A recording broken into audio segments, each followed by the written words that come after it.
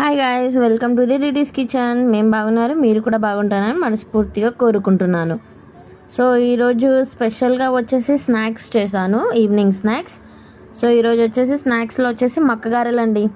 నాలుగు మక్కంకిలు తీసుకొని దాన్ని ఒలుచుకున్నాను. సో అందులో వచ్చేసి మనకి ఇంగ్రీడియంట్స్ కావాల్సినవి: ఒక ఉల్లిగడ్డ రఫ్లీ చాప్ చేసుకున్న, వెల్లిపాయలు, పచ్చిమిర్చి, ఎండుమిర్చి కూడా వేసుకున్నాను. ఓకేనా. సో దాంతోపాటు మనకు వచ్చేసి సరిపడంత ఉప్పు, టేస్ట్కి చిటికడంత పసుపు, ధనియాలు. సో ఇవన్నీ మసాలాలు వేసుకుంటే మనకు బాగా వస్తుంది. సో అందులో మనం కొంచెం చక్కెర కూడా యాడ్ చేశాను స్వీట్నెస్ గురించి, అండ్ అలాగే కారపొడి. ఓకేనా. సో ఇవన్నీ ఇందులో వేసి మిక్స్ చేశాను. అండ్ దాంతోపాటు ఆప్షనల్గా మనకు అల్లం కూడా వేసుకోవచ్చు. అల్లం అనేది మేము తినము కాబట్టి సో మేము అల్లం అనేది వేయలేదు. అండ్ ఇందులో మనకు కొంచెం జీలకర్ర కూడా యాడ్ చేసుకోవాలి, టేస్ట్ బాగా ఉంటుందన్నమాట. ఓకేనా. సో ఇప్పుడు ఇవన్నీ మసాలాలు వేసాను కదా, ఇవన్నిటిని మనం ఒక మిక్సీ జార్లో వేసుకుందాము. అండ్ ఇది వచ్చేసి మనకి ఈవినింగ్ స్నాక్స్కైనా మార్నింగ్ బ్రేక్ఫాస్ట్కైనా చాలా బాగుంటుందండి. టేస్ట్ వచ్చేసి గారెలాగా చేసుకుంటే చాలా బాగుంటుంది. సో ఇప్పుడు నేను రెడీ చేసుకున్న టోటల్ బాల్ని మన మిక్సీ జార్లో వేస్తున్నాను. సో ఆ మిక్సీని నేను మిక్సీ చేశాక పేస్ట్ని ఆ మక్కలు చూడండి ఏ విధంగా పేస్ట్ అయిందో. ఇందులో వాటర్ అనేది అస్సలు యాడ్ చేయకూడదు. వాటర్ ప్లస్ శనగపిండి, దాంతోపాటు రవ్వ అనేది ఏది యాడ్ చేయనక్కర్లేదు. దీంతోనే ఈ విధంగా పేస్ట్ అనేది తయారు చేయాలి. చూసారు కదా, నేను వాటర్ అనేది అస్సలు యాడ్ చేయలేదు. ఓకేనా. సో దీన్ని ఇప్పుడు ఒక గంజులోకి తీసుకున్నాను అండ్ అందులో కొంచెం కొత్తిమీర యాడ్ చేశాను టేస్ట్ గురించి. ఓకేనా. సో ఇది మనకి ఏ విధంగా ఉండాలో కన్సిస్టెన్సీ ఒకసారి చూసుకోండి, ఎందుకంటే వాటర్ అనేది అసలు యాడ్ చేయకూడదు. సో ఈజీగా మనం ఏదైతే గారెలు చేస్తామో అది ఈజీగా రెడీ అవుతుందన్నమాట. ఓకేనా.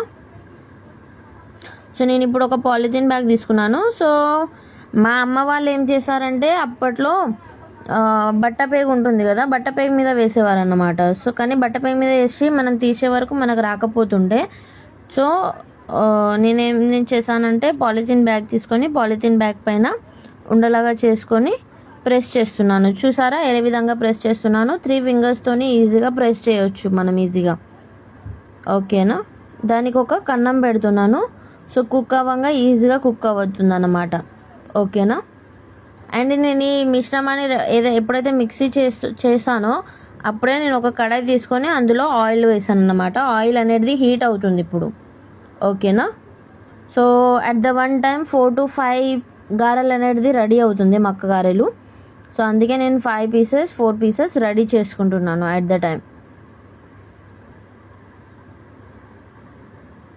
సో చూసారా మక్క గారెలు అనేది నేను ఏ విధంగా రెడీ చేస్తున్నానో. ఒక ఉండ తీసుకొని దాన్ని పాలిథిన్ బ్యాగ్ పైన పెట్టి మంచిగా 3 ఫింగర్స్తో ప్రెస్ చేసి ఒక కన్నం అనేది పెడుతున్నాను. ఓకేనా.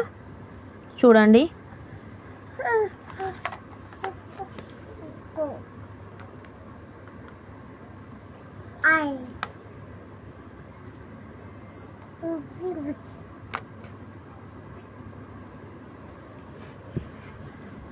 సో ఒకసారి మనం ఆయిల్ అనేది చెక్ చేసుకుందాం వేడైందో లేదో.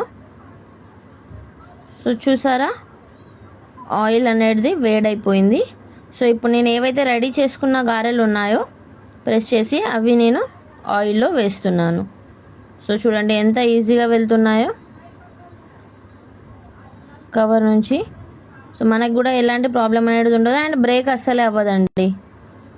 ఓకేనా. ఆయిల్లో మెల్లగా వేయాలి, లేకపోతే మనకే ప్రాబ్లం అవుతుంది. ఓకేనా. సో ఇవి ఇప్పుడు మనకి మంచిగా గోల్డెన్ కలర్ వచ్చే వరకు డీప్ ఫ్రై చేసుకోవాలి. సో ఇది ఇలా రెడీ అవ్వగానే రెడీ అవుతుంది కదా. సో నేను ఇంకొక డైకి అప్పాలు అనేది రెడీ చేసుకుంటున్నాను అన్నమాట. ఓకేనా.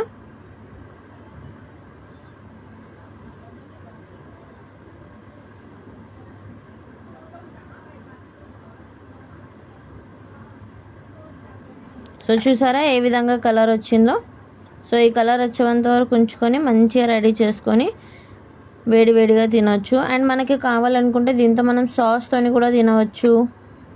ఓకేనా. సో దీన్ని ఇప్పుడు నేను ఒక కవర్లో ప్లేట్లోకి తీసుకుంటున్నాను.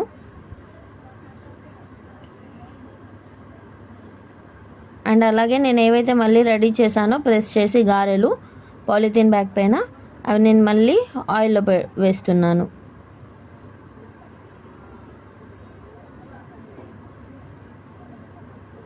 సో ఇవి కూడా మనం గోల్డెన్ కలర్ వచ్చేదాకా మంచిగా ఫ్రై చేయాలి. సో మీకు ఈ వీడియో నచ్చినట్లయితే లైక్ చేసి షేర్ చేయండి అండ్ అలాగే సబ్స్క్రైబ్ చేసుకోండి. Thank you and enjoy the మక్క గారెలు.